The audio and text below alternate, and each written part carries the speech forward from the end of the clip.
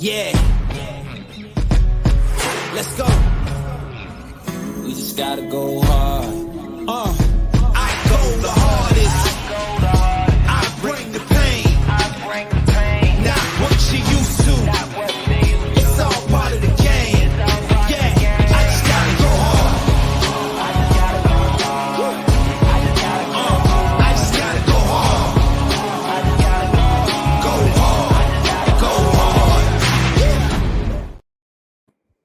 From the field to the film room to the war room, we've got you covered every step of the way as the road to the draft starts right now on BGN Radio. Hello and welcome to another episode of the BGN Draft Show. I am your host, Shane Haff. You can follow me on Twitter and YouTube at Shane Haff NFL. I'm joined today by my co-host and fellow draft enthusiast Dibes. Give him a follow on Twitter at Mr. Crockpot. Be sure to check out his podcast, Party on Broad. Dibes, how are you doing today? I'm doing well, man. The 2023 college football season continues, man, with Alabama cementing itself as a true contender here. Jalen Milroe had an amazing day. We finally got to see Jeremiah Trotter Jr. have his moment against Notre Dame. Sorry, Mark. But another amazing slate of games here coming up this weekend, dude. Yeah, absolutely. The Eagles may be on a bye, but college football is definitely not on a bye. So we got a lot of stuff to get into. But before we do that, I'm also joined by my co-host on Chalk Talk. It is Mark Henry Jr. Give him a follow on Twitter at _MarkHenryJr_. Be sure to check out his Tough Cover radio show every Saturday morning at 11 o'clock. Mark, how are you doing tonight? I'm doing great. Coming off like a pretty historically great gambling weekend for myself. So that's always going to feel better riding into a Chalk Talk and a BGN pod off a weekend where I made like 30 units or something crazy. So great weekend of football. I'm hoping next weekend's just as good. Why not? Let's play too. Yeah, see, I'm having the opposite. I'm about done with gambling, so I'm pretty sure at some point during the Sunday games I tweeted that gambling is dumb and no one should do it. So we'll see if I take my own advice. Hard disagree over on this end. All right, let's get into our player of the week recaps from last week. I had quarterback Michael Penix Jr. from Washington. He went 22 of 30 for 256 yards, 2 touchdowns, had an interception, also had a rushing touchdown against USC. He takes home first place. In second place, we had running back Trey Benson from Florida State. Dibes guy, he had 12 carries for 97 yards and a touchdown. And then Mark's guy, Bucky Irving from Oregon, had 18 carries for 89 yards and a touchdown.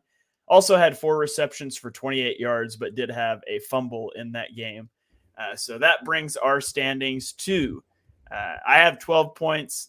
Dibes and Mark each have 10 points. We're neck and neck each and every week in here. We'll see how that shakes out. We'll get to our player of the week predictions at the end of this episode. But before we do that, we want to turn our attention to our Eagles targets of the week.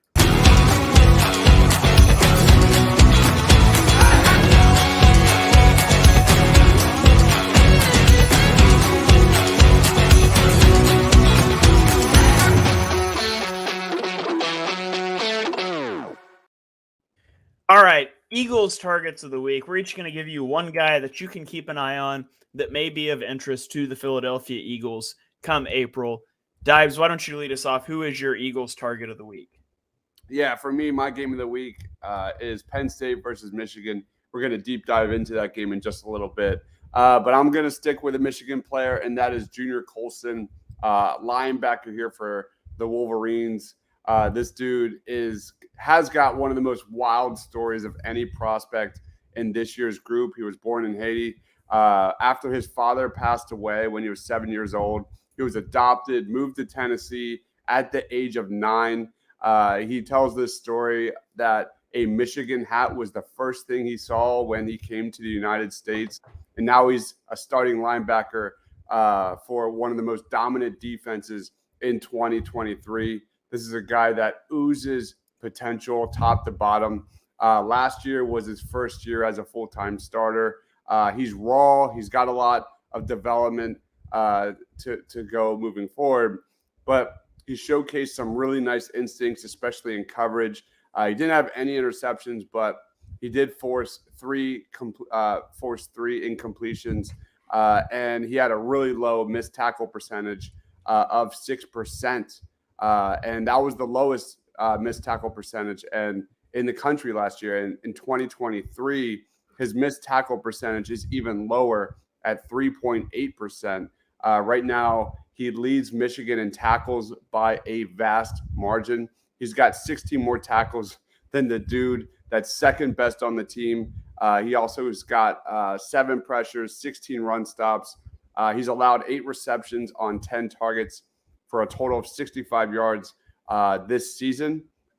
This is a guy who has elite closing burst, amazing tackle radius, great size, good frame at 240 pounds. I think this guy is just simply built for the NFL and has amazing upside. Plus, he's only 19 years old. Like, this guy is going to crush the combine, and I think he's one of the biggest sleepers in the draft. So for me, like, I think there is a definite question if he could be a top 50 prospect in this draft. I think he's that good.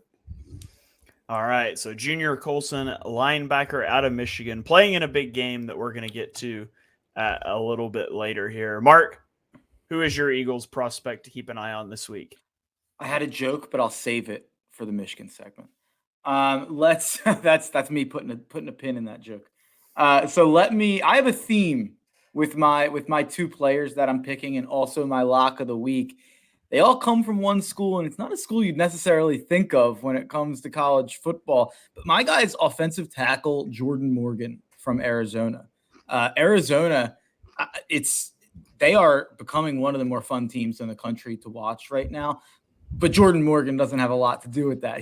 I guess he does, though. He has a lot to do with protecting the people who are a lot of fun to watch. And he's done so excellently. He's done so to an incredible degree, one of the best in the country in terms of pass blocking. Through 600 snaps this season, Morgan has allowed just 2 sacks, 11 QB hurries, and 0 quarterback hits.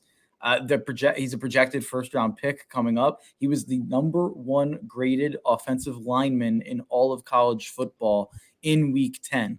And a big reason for that, I'd have to assume, is that Jordan Morgan faced 3 UCLA edge rushers at different points in this game, Grayson and Gabriel Murphy, and then obviously, I don't know exactly how to say this name. Dives can correct me. Laiatu Latu. Yeah, that's it. Yeah. Nailed it. All right, cool. I'm sure that's a name I'm going to have to say a million times, so I'm glad I got it on the first try. He's a beast. Yeah, he definitely is. But he didn't look like one against Jordan Morgan. Jordan Morgan shut him down when he had reps against him. 0 sacks allowed in that UCLA game against a really stout defensive front for UCLA. They've been really good, especially at getting to the quarterback. And Jordan Morgan really shut them down in that game. And then you talk about the measurables. Believe me, he's got the measurables. I wouldn't be talking about him if he didn't. You guys know that.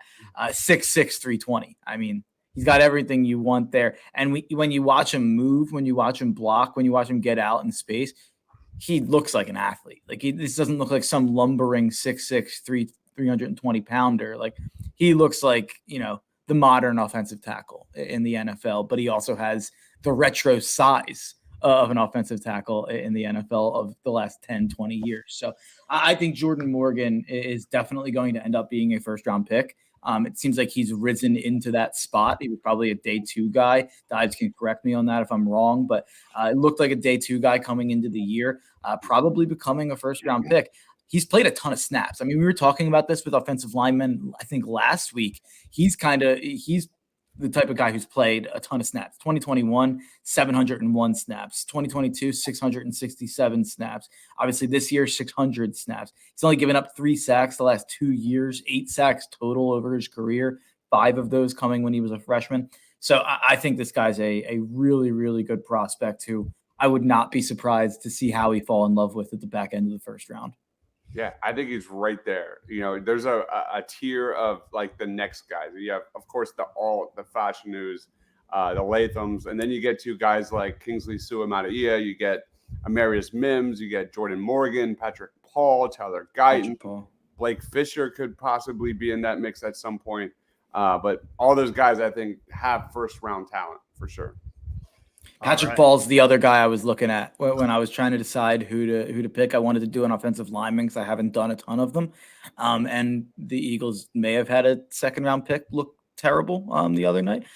So I wanted to list a couple names potentially, and Patrick Ball was the other one I looked at. 6'7" dude. So you guys know me. I have a type. Yeah. Speaking of watching Eagles players look terrible, let's talk about my prospect of the week, who is a cornerback, because apparently the Eagles need a lot of those. James Bradbury looking rough this year, not having a slot corner. Now, this guy can't play – well, I won't say he can't. He has not played slot corner. I'm going to talk about cornerback Denzel Burke out of Ohio State. He was a two-way player in high school. He played wide receiver and cornerback. Suffered a season-ending injury as a senior in high school, but it didn't stop him from hitting the ground running as a starting cornerback for Ohio State as a true freshman in 2021. He was a four-star recruit. He's 6'1", 192 pounds. In that freshman season, he was a freshman All-American. He took a step back last year, but he's been great this season. He's really bounced back. I mean, if there's one thing we know about CB play, it's not necessarily sticky year to year. It tends to fluctuate. So I had the down year in 2022, but thus far in 2023, he's allowed only 18 receptions for 214 yards on 36 targets. He has 1 interception and 7 pass breakups and a 56.9 passer rating when targeted. When you watch Burke play, he's such a fluid, sudden mover. He's got great straight line speed, long arms. I mean, we say this and it's almost a cliche, but you can see the wide receiver in his background and the way he attacks the ball at the catch point. Great at going up and high pointing. He is not trying to break up a pass. He's trying to go catch a pass at the catch point. He's comfortable in press coverage. He can jam wide receivers and then stay in phase with them upfield. And this is a rare one. You never hear me say this about corners. I think he does a good job of not being too physical. He does a really good job of getting his head around to track the ball to avoid defensive pass interference. And I don't say that about a lot of corners. As for his weaknesses, he's not a very good tackler. My fear with Burke is that he might have to add mass to improve as a tackler, and then you worry about that coming at the cost of speed. And although I think he's a sudden mover, I'm not sure he's like a super speedy guy. Like, he's adequate. He struggles to click and close from off coverage. There's like some hitches in his transitions that, again, it hasn't caused problems really yet. I worry it could at the next level. This is an outside cornerback. He has almost no experience in the slot. That doesn't mean he can't play it. It means he wasn't ever asked to do it, and that's generally for a reason. Maybe that Ohio State just needs an outside corner. Maybe they value that more. Whatever reason, he hasn't played in the slot, so anything saying he can is pure projection. I think Burke's a fringe day one guy. We'll see how the rest of the season goes, how the draft process goes, but I could easily see him going in the first round. I could see him being there on day 2. Either way, he's someone that I would be interested in for the Philadelphia Eagles. He seems like a guy who his draft stock will be very determined by how he plays against Michigan, how he plays if he makes the college football playoff, and how he tests. It feels like that will kind of determine where Denzel Burke goes, because it's just we haven't seen him against a ton of top passing attacks this year. So that's kind of – but he has in the past. So I like Burke a lot. He's a guy I was kind of looking at in the past couple of weeks at potentially doing. All right. Well, that is our Eagles targets of the week. Guys, you can keep an eye on Junior Colson, linebacker out of Michigan, Jordan Morgan, offensive tackle out of Arizona, who has a great name, by the way, and cornerback Denzel Burke out of Ohio State. So let's turn the page now. Let's go to our player of the week predictions. You can't manage this, can't break this bar funded. Gotta keep my distance when you not 100. From the same ones say they love you, they funny. You can't match my energy, and yeah, you know it. Way too cold, yeah, man, I'm way too cold. Way too cold, yeah, man, I'm way too cold. All right, player of the week segment. I do that every single week, and I even put it in bold in my notes so I would stop saying that. Player of the week segment. We are neck and neck. nobody's had bigger than like a 2-point lead all season. We're still right here with a few weeks left in the college football season. Dibes, who is your player of the week prediction for this week? Yeah, I'm going to go off the cuff a little bit. I'm going to talk about a team that might be the biggest Cinderella story, biggest surprise this season. That's the Louisville Cardinals. When you look at the ACC, you look at the top teams like Clemson, and you look at North Carolina, Duke. There's a lot of teams up there. Who am I missing? I'm missing probably someone. Miami. Not Louisville. I didn't expect Louisville to look this good. I think they're number 13 in the country.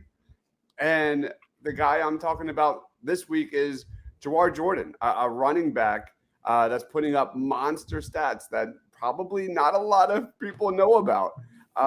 And if the Cards play as they may, you're looking at Louisville versus Florida State in the ACC Conference Championship, which is going to be a really good one. But Jawar Jordan is a guy that last year was fourth on the depth chart for the Cardinals. He climbed his way to the top. He had a very good year in 2022, finishing with 815 yards, but that came despite only rushing for 50 yards just once in the first 8 games of last year. So really, since like the last several games of 2022 to now, he's been just a breakout star. In that signature win against Duke, that 23-0 win, Jawar Jordan had 163 yards and 2 touchdowns on 21 carries. This is a running back that shows really good patience, really good tempo as a runner. He's a north to south kind of dude. He's a guy that can pick up positive yards consistently. He's got 440 yards after contact this season, which is really good.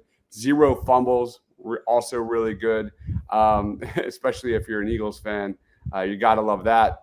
You look at this guy's footwork around the line of scrimmage, works out of space really, really well.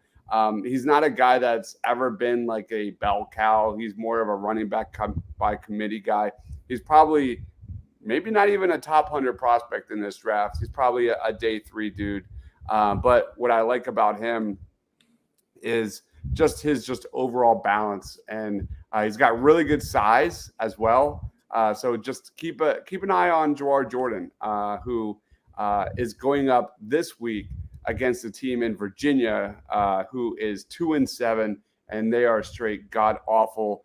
Virginia's defense gives up 32.4 points per game and over 100 rushing yards per game. They've also allowed 22 rushing touchdowns. So looking at Jawar Jordan to have a monster game this weekend. All right. So Jawar Jordan for Dibes. Mark, we know it's a guy from Arizona. Who's your player of the week prediction? It's quarterback Noah Fafita. Noah Fafita has been absolutely an electric factor. I talked about him last week when I made my pick of the week, which was Arizona +3. They were an underdog against UCLA at home. They won that game 27-10. It was one of the easier bets I've ever hit in my life. Never really had a sweat. They were up 14-0 really fast. I went to bed. That's how comfortable I was. And that's how comfortable Arizona has made gamblers feel all year. So I will just say before I get to my player, my lock of the week, I'll get it over with. It's Arizona again. Arizona -10 against Colorado. And I know Colorado, they were the sexy story early on in the year. Hasn't worked out as well as of late for Coach Prime and the Colorado Buffaloes. I don't think this is a get-right spot either. I think Arizona is going to keep on rolling. And the biggest reason why is my predicted player of the week, Noah Fafita. And you look at what he's done lately, he's been incredible. The last 2 weeks, he basically had the same exact game. He was 25 for 32 in each game, one game for 300 yards, one game for 275. He had 3 touchdowns and a pick in both games. His passer ratings over the last couple of weeks, 181, 175, 175, 185, 139. It's just the guy has been absolutely incredible. And even if you want to go QBR, in his 5 starts, his QBRs are 93.7, 77.1, 89.9, 71.7, and 74. The guy hasn't played a below average game. The guy hasn't even played an average game. Everything he's done has been incredibly above average or exceptional. And I expect him to continue that. He's a freshman. And a fun little story with Noah Fafita. I don't know how to say this name, but his receiver is named Tetaroya McMillan. And they've been playing together since 8th grade. In high school, they played their entire high school career together. Out of Tetaroya McMillan's 52 high school and college touchdowns, Noah Fafita has thrown 38 of them.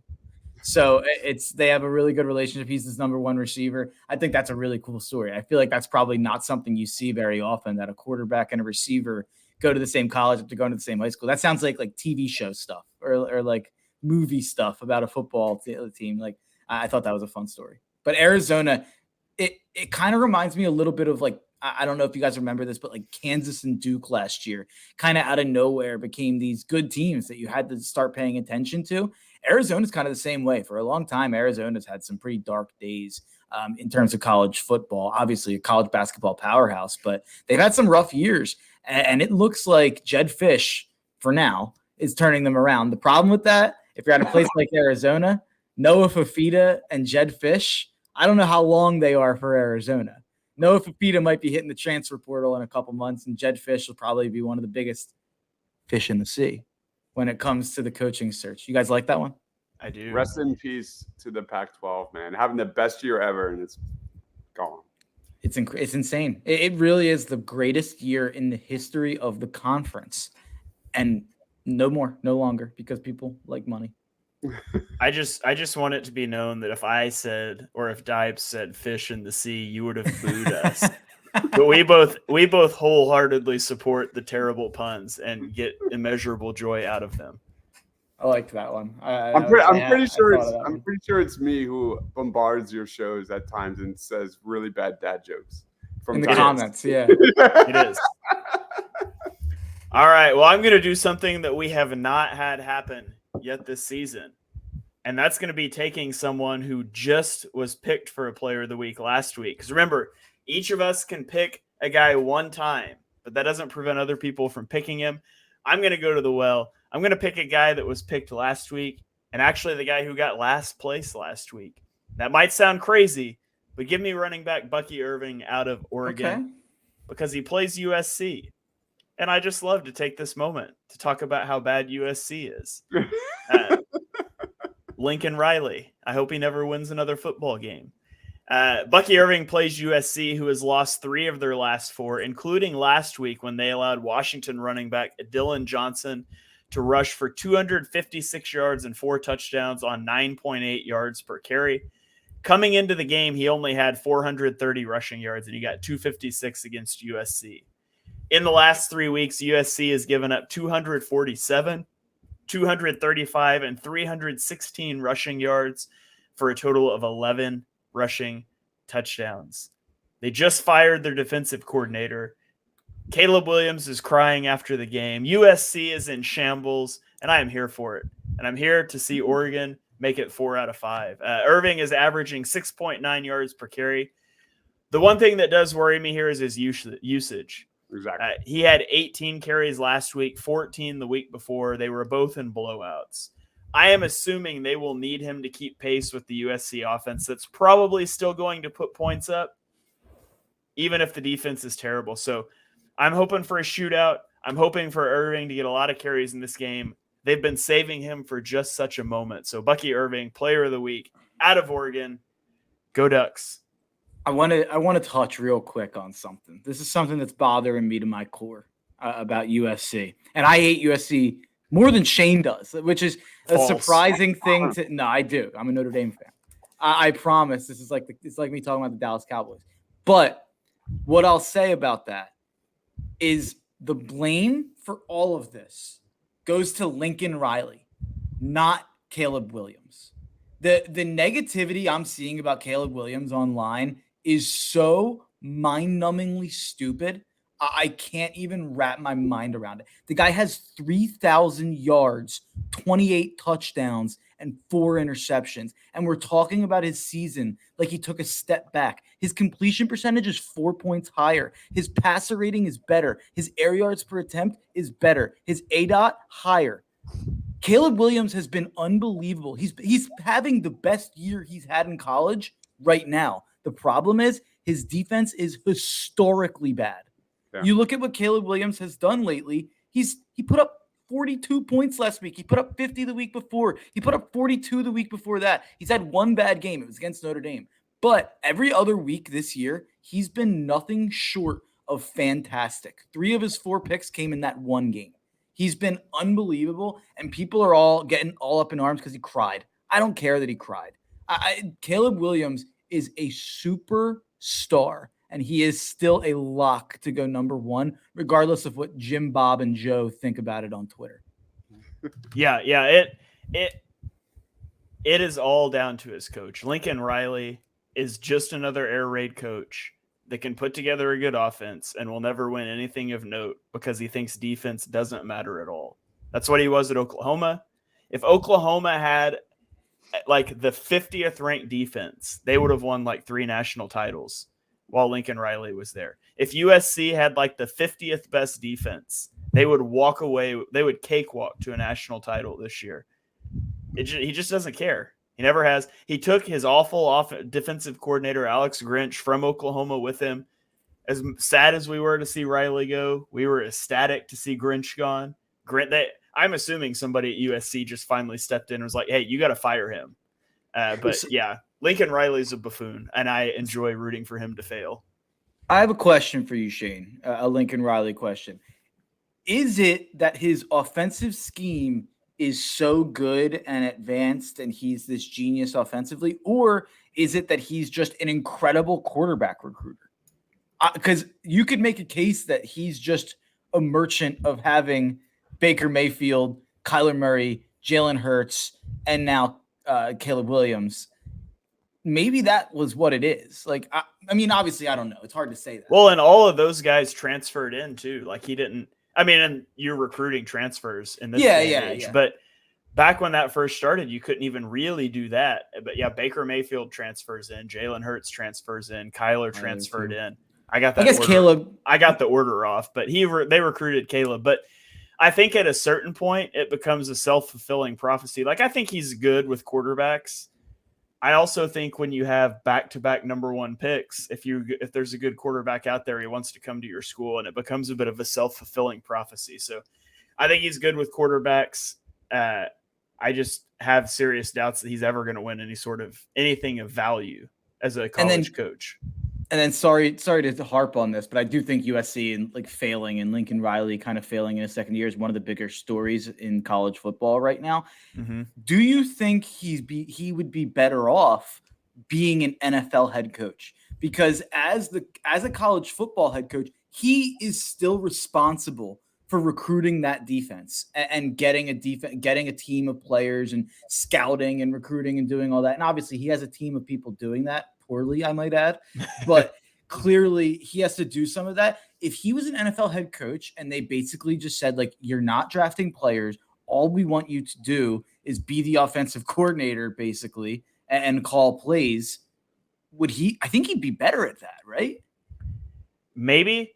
It's so hard. Like, I mean, you think about like Nick Saban going to the Dolphins and failing and leaving after a year. Like sometimes Chip Kelly was such a genius at the collegiate level, and then he comes to the NFL and he looked like a genius for a year and didn't evolve.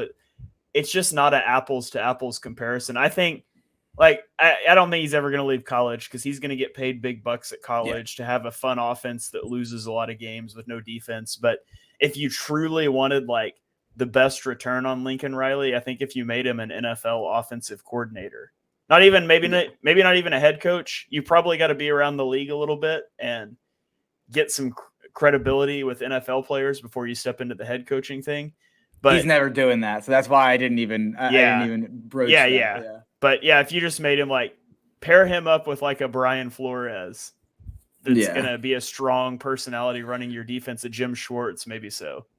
I guess my argument to that would just be like make him the head coach and like it's the same difference, kind of like it would basically be the same difference. I don't think he's like terribly situationally. Like I don't think he's like some moron with clock and time and stuff like that. So I I can't believe I'm saying like what a failure he is. He should go coach in the NFL. But I think like certain guys, like you mentioned, like Chip and some of these other guys and Saban, I think they are perfectly designed for college. Whereas I think Lincoln Riley might be the opposite. I don't know though. It's just a theory that I've kind of been testing out the last couple of weeks on radio.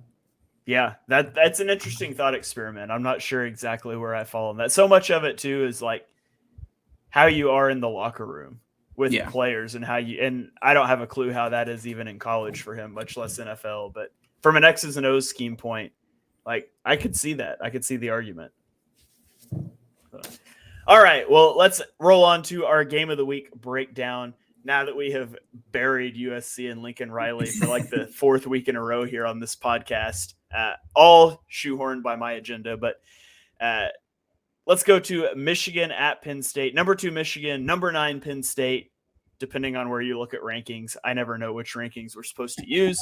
They play at noon on Saturday. Michigan is only allowing 6.7 points per game this year while scoring 40 points per game. Quarterback J.J. McCarthy's in the running for the Heisman. However, we've talked about their schedule.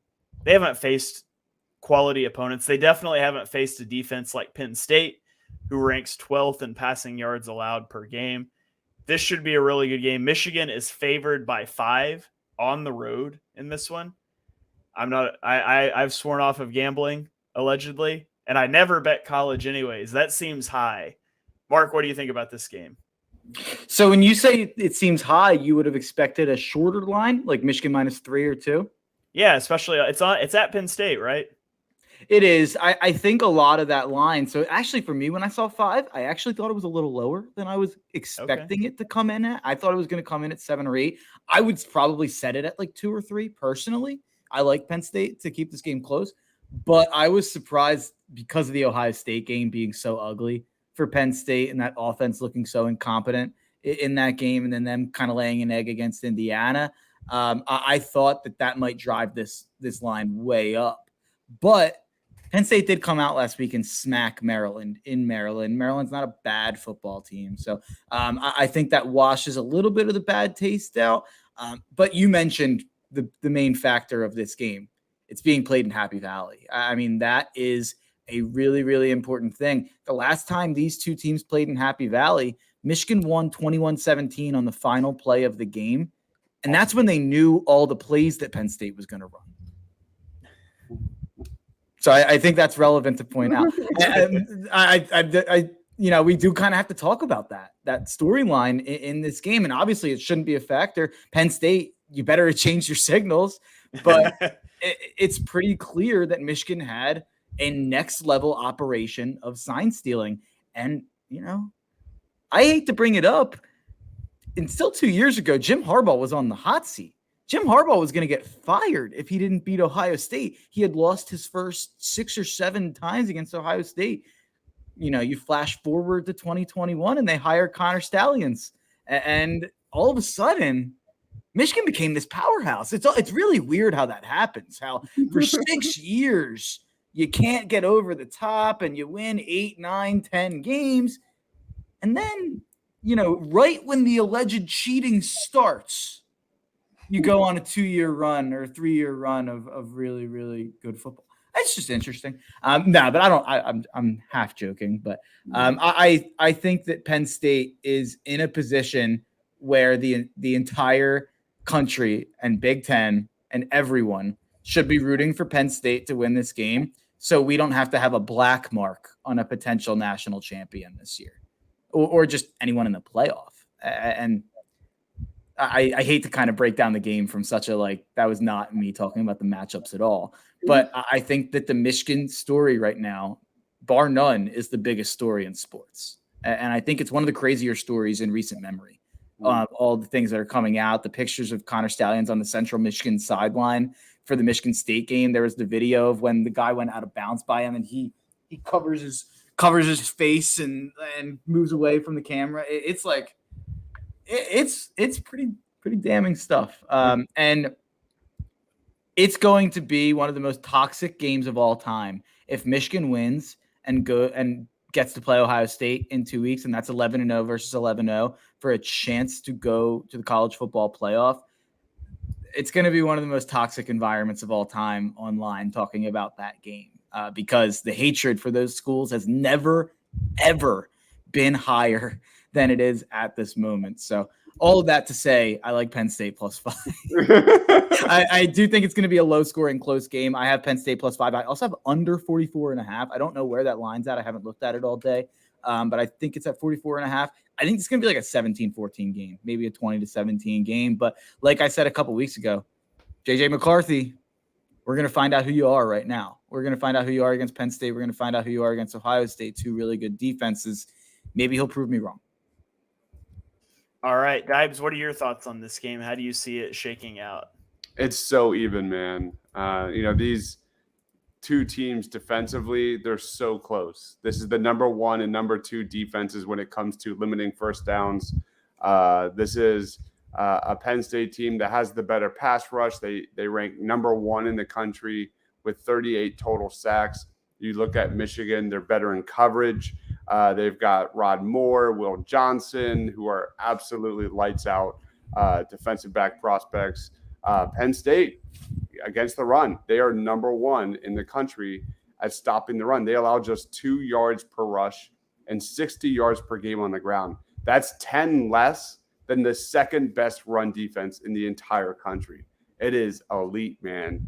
I think the biggest difference here in this matchup really just boils down to that I have much more confidence in Michigan's offense and Michigan's playmakers than I do for Penn State. That's I can't get around that. Yeah, we like Mark said, like we're going to find out what JJ McCarthy is all about. But you look at Michigan's wide receivers, I just think they're vastly better than Penn State's. Michigan has three receivers with 400 yards or more, led by Roman Wilson, who's got 10 touchdowns on the season. Michigan is a big play offense. All 3 of their top wide receivers average at least 15.5 yards per reception.